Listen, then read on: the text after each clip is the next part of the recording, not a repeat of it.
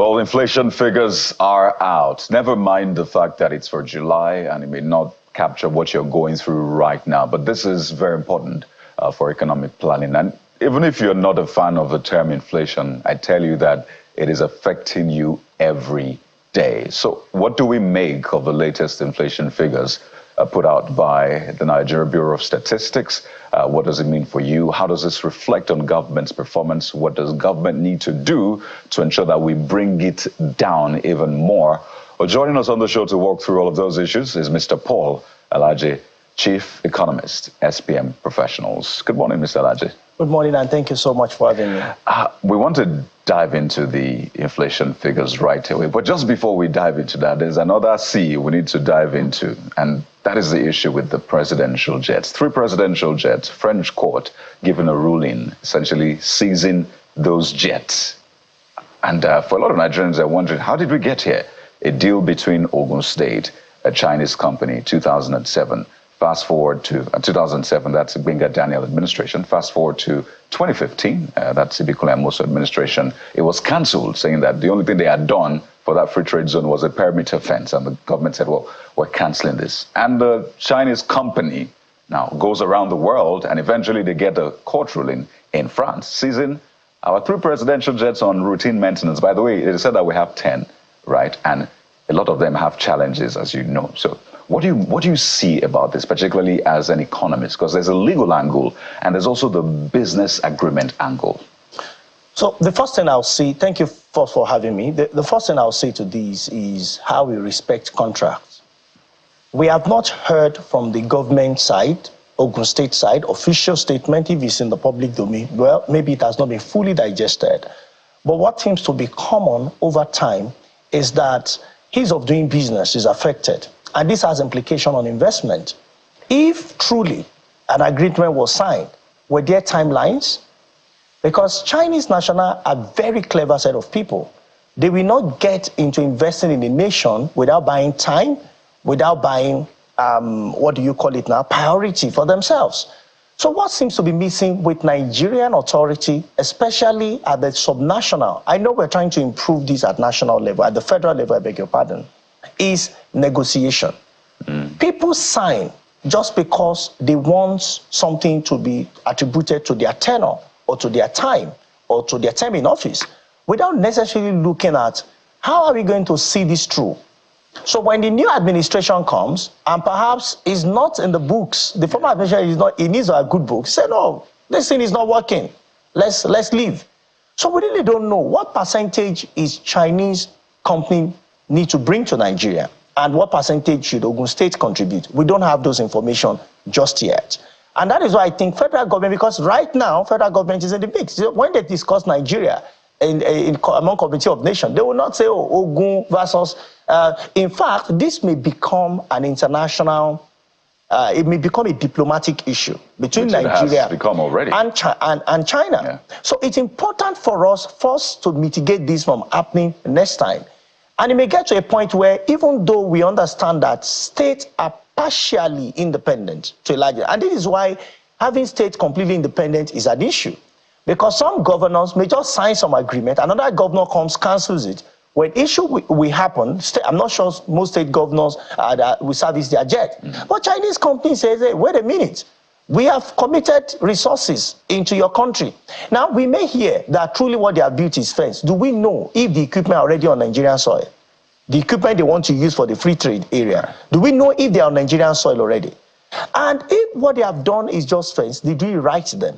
So all of these things, the Ogun State government must communicate with the public. Luckily enough, the actors in all of these conversations are still alive. Absolutely. 1, 2, they are one way or the other within the polity.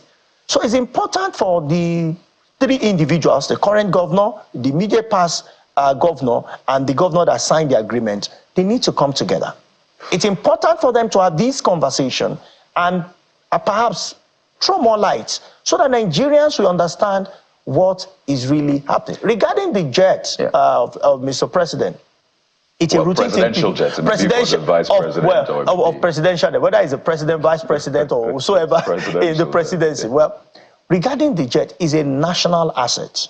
it belongs to Nigeria. Which is a sovereign state. So, which is a sovereign state. So it's important, not just, even if we say, okay, we're going to buy another one, that will be very embarrassing to me as a citizen of Nigeria, because it has implication on the quality of my passport.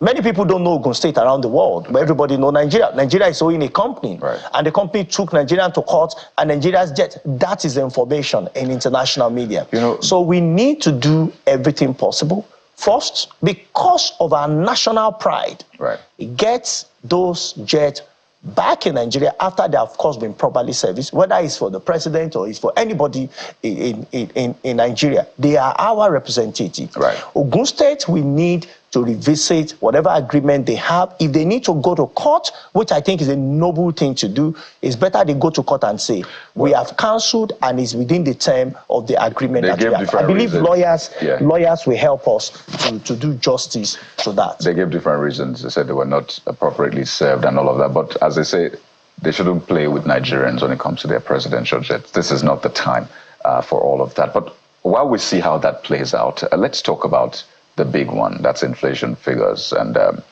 we're at 33.4 now. We were at 34.19 before. This time last year, we were at 24, which is actually the target of this government for this year, to take us back to where they met us. So for you, first, seeing these figures, does this empirical evidence of, in some sense, does it really show the reality on ground? And can the poor breathe a little bit with these figures you've seen?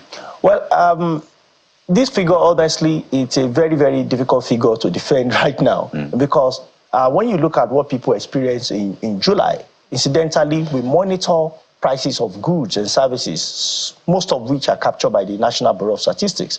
We understand that price of a few commodity dropped slightly, like tomatoes, and a few other agro-produce. And when you look at the number, it's the food inflation that actually influenced the headline inflation to come down. It's not the same for core inflation. It's not the same for urban inflation. So food inflation play a major role in this number. And what does that mean? Seasonality. It was because there is a season of harvest that the inflation came down. So from the MBS figure, does it mean that it is as a result of increasing NPR by the Monetary Policy Committee that led to this reduction? Not my figures. The MBS figure says no. It is because of seasonality that we have this marginal reduction, less than 1% if you would say, reduction in inflation. And how do you term it in economics? It is inflation is increasing at a reducing rate. Right. So it's not that inflation has reduced, or inflation is increasing because it's high inflation, increasing at a reducing rate. So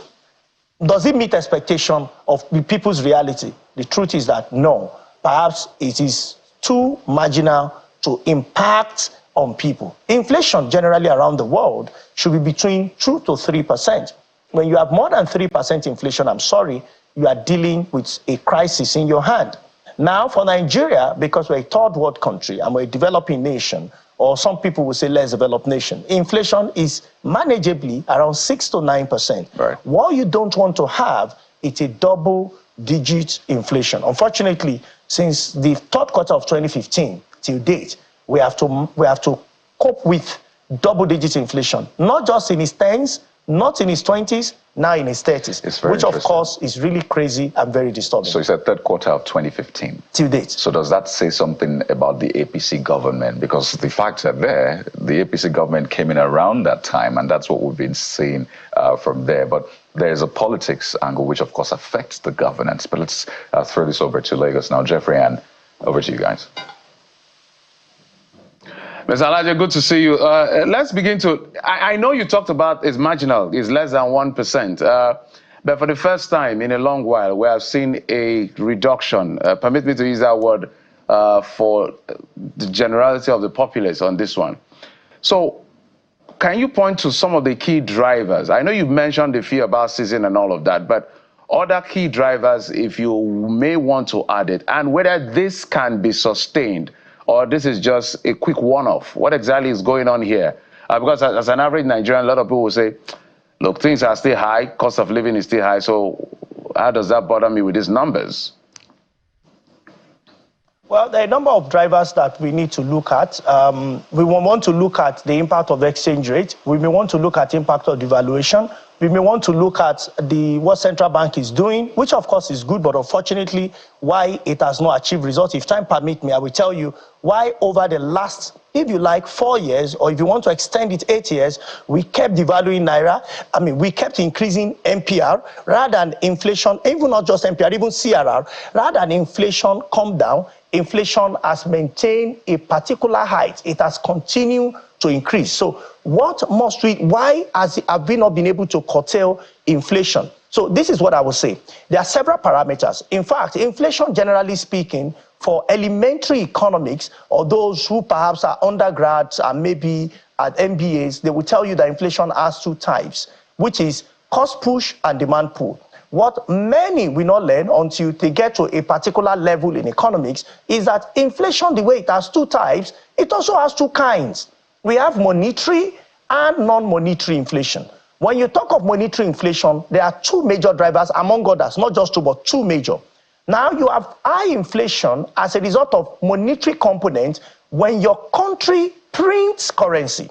Now, so wait a minute. You recall that around 20, 23, 22, 21, and so on and so forth, you have seen high level of printing of money. In fact, the then central bank governor boastfully mentioned on television that it's our job to print money. But what he did not say is at what point will it be too much? Unfortunately, over 20 trillion naira printed under ways and means. And I hear recently that we are also planning to increase the volume of ways and means for about additional 5%. If that happens, inflation number will jump even further than what we have right now in the 30s, maybe to 35, 38, or 40%, which of course is not what we want to see as a nation. That said, on one hand. On the second hand, when you deliberately devalue your currency, then you have more to deal with in terms of monetary inflation. Now, the other component of inflation are called non-monetary inflation. And what does that mean? In case, let's assume there is COVID. So it's an occurrence. Over time, you can overcome it. That's one. Secondly, let's say there is flood in Lokoja and we are unable to move goods from one point of the country to another. So you might have inflation because it affects a lot of commodities such that it now reflects on basket of commodity that is captured by the National Bureau of Statistics. So that may lead to inflation. But with that inflation be there permanently, it will go over time, especially when you go around a full cycle. The one that stays with you longer, the one that is a bit sticky, is when you have monetary inflation. Evidence in printing a lot of money to the point that it starts having impact on your economy and may even translate to the second one, which we call the devaluing your currency. And if you check in the recent time, we have committed these two back to back. We have devalued Naira deliberately, and devaluation did not start, of course, with this administration.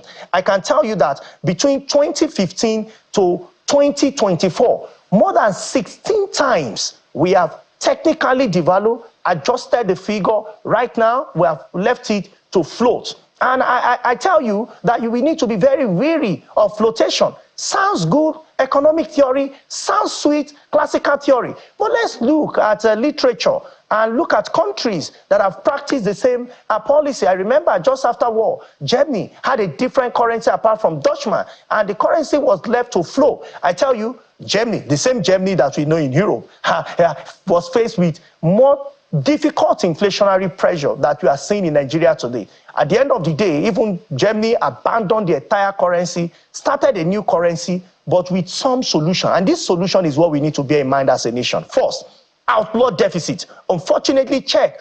In the last 25 years till date, Nigeria has perpetually lived on deficit. The truth is that it's more than 25 years. Our budget has been on deficit over and over and over again. There are some benefits for budget deficit, but when it persists and the monies we are using to service our budget, especially at the federal and of course some states too, is coming from international community, the larger proportion in the name of foreign loans, then it will have more pressure on our local currency. When you have more pressure on our local currency such that we cannot defend anymore at using our reserves, what happened to exchange rates? it will devalue. When it devalue, it will give you monetary inflation. I don't know if you can follow the sequence. So we need to do something very quickly about that. Germany outlawed it. Japan was faced with similar challenges in the 70s, in the 80s, until Japan also came up with law to say two things. We outlaw deficit. Secondly, we peg our currency against the dollar. Germany pegged the currency, by the way. More recently, in the 80s, Russia economy was faced with difficult economic situation championed by one economic factor, inflation. The Russian economy faced it in the 80s up until 1998 and 1999 when Russia had a new leader. And the new leader in Russia says, wait a minute, what did Germany do? What did Japan do? We need to do the same. Peg their currency against the dollar at a convenient rate based on PPP. And beyond that, Russia also, after doing that, outlaw partially the deficit and also sought for reduction in taxation, because the previous two leaders before their new leader had increased taxes back to back, reduced tax so that economy can grow. So but look at what we are doing in Nigeria, and not just in Nigeria, unfortunately, for most African countries, from Kenya to Uganda and also in Nigeria. Even in South Africa, our policy direction seems to be the same. Unfortunately, my favorite book says, Companion of Fools shall be destroyed. We are doing the same thing. We floated our currency, hoping that someday we are going to be able to compete. I have said that, well, we need to rethink that flotation. For many Nigerians who are non-economists, they will tell you that the price of fuel is the reason why the economy is hard and things are hard. It's not just the price of fuel. We said that fuel will allow forces of demand and supply to adjudicate price using a certain exchange rate. It is that exchange rate that makes the price of fuel to continue to go up. If we had a fixed rate, imagine exchange rate for a moment was 500 naira. How much do you think pop price would be? It would be around 400 or 300 naira. So what we really need to deal with is the challenge of exchange rate, which of course we are faced with what we call exchange rate pass-through. What does it mean?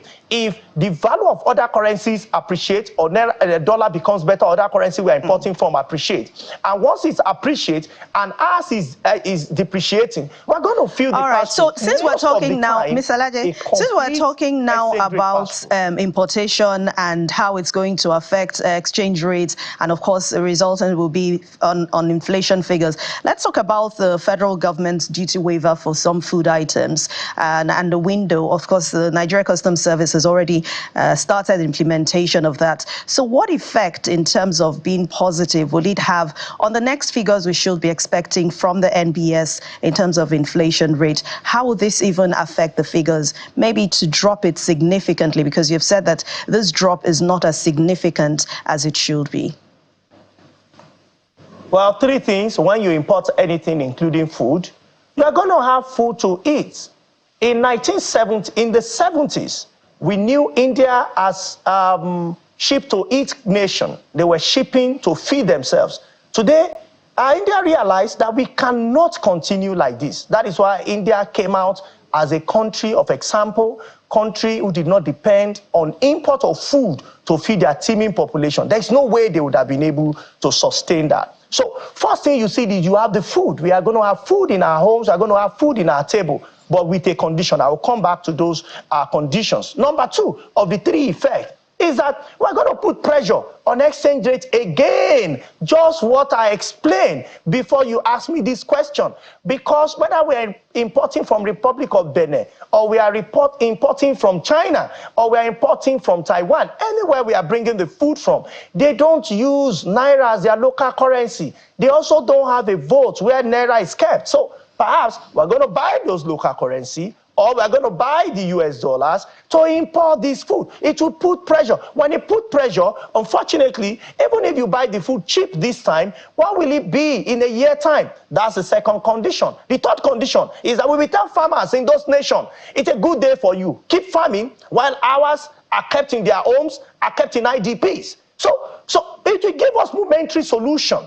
But will this solution last beyond short term? It has never lasted beyond short term. It has been a solution within the 6 month, maximum 9 month period. And that is why I agree completely with Mr. President that if we do this just in a very, very short term period, of 180 days. Honestly and sincerely, if this goes beyond 200 days, just like I won, Naira to dollar will become 1.5 August, that by March, that projection came through 30th of January this year. The same thing, if this import waiver goes beyond 6 months, 180 days or 200 days, food prices will become much higher, 1. 2, it will also have impact on exchange rates, which means, and 3, remember that farmers here are not sufficient. So we're going to have challenges having farmers to now go back to farm, and it's not a situation we want to find ourselves. So it's a short-term solution. Food waivers is good, it's a short-term solution, but beyond the waivers,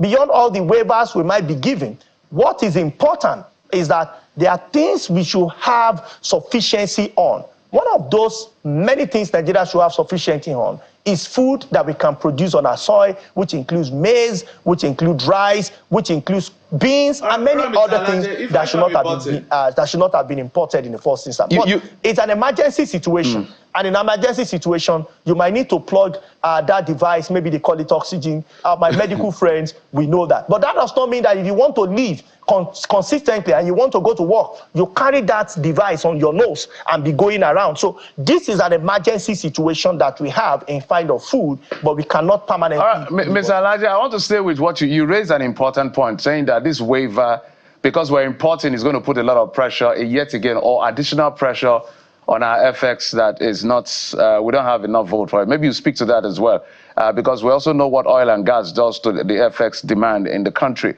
So I know that the Minister of Finance had mentioned the fact that our balance of payment is looking good, and he talks about FPI.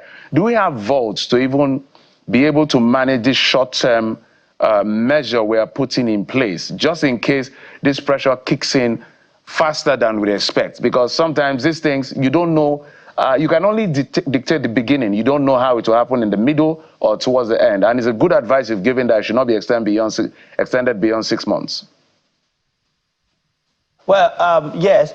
I believe that authorities would know, they will have the actual numbers regarding if it will carry us or not. But based on what is published on the Central Bank website, I believe that we can manage the 6 months window, the 180 days maximum, 200 days. Why I'm saying this is because of some underlying factors or statement that is saying in the first instance.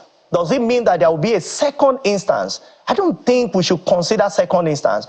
I believe that now that we want to import for a short period of 6 months, we should ask ourselves, this volume of import, how do we have it in output? How can Federal Executive Council, the federal government and state government, now that President Tinubu had made gains with local government, how can we say each local government should present a minimum of 10 hectares or 20 hectares, 200 hectares or 100 hectares of land for farm output that supports their soil? So we have Ministry of Agriculture, and we have the same in different states. They should carry out soil tests. Which soil is best for cashew nuts? Which soil is best for coconuts? Which soil is best for Irish potato? Which soil is best for cassava, for maize, for rice, for all manner of output all over the country?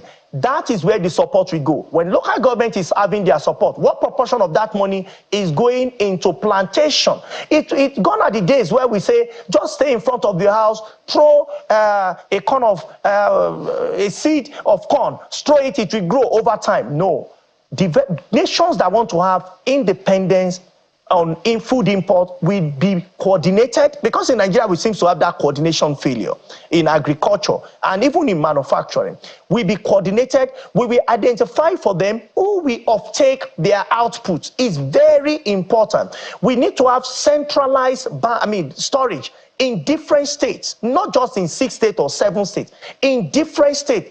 In case where farmers are unable to sell everything they have, there could be a central point where they will take this, so instead of them wasting away. So what we are going to have is supply, and supply, because what is consistent with all of us is demand. So if you can provide the supply, then we can start seeing relative ease. But remember, in all of this, we are still talking of non-monetary inflation. Even when you have abundant supply and the central bank of the nation says it is time to devalue the naira, there will still be inflation. All right, so Mr. Alaje, when we talk about some of these figures and all of that, the inflation rate, it's not just about food production, it's not just about agriculture. There are loads of other factors that drive this inflation figures. If you were to advise and talk about other factors and how they can be handled, well handled, I'm sure you have explained how agriculture can play a very huge role in people planting what is suitable for their soil to drive food production and also help in food security. But for other factors, what would you see happen to ensure that these figures decrease not just marginally, but substantially?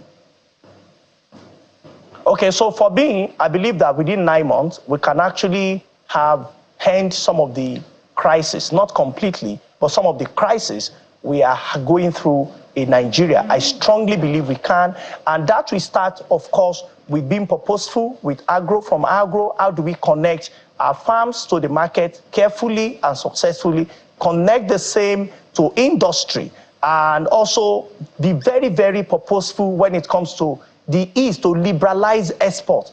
In Nigeria today, it's difficult to export.